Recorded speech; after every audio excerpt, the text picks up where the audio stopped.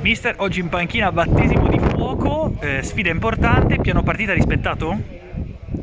Sì, guarda, l'ultima partita che ho fatto io è stata la finale europea a Malta contro l'Inghilterra, così che oggi, nel 2014, così oggi dare una mano alla Cairese contro una squadra molto bene, molto bella, giovani molto belli, ok? E giovani noi, così che è stata una sfida bella, una sfida da giovani.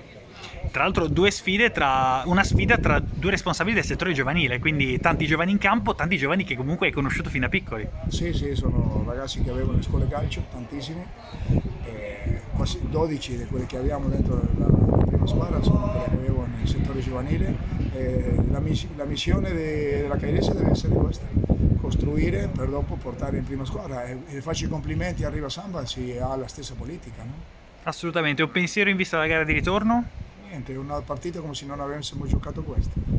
Una partita dall'inizio, si comincia da zero un'altra volta. È l'unica maniera di poter avere la testa sul pezzo e sappiamo che là loro sono molto difficili, è così che si deve giocare, non c'è mai del regalato niente.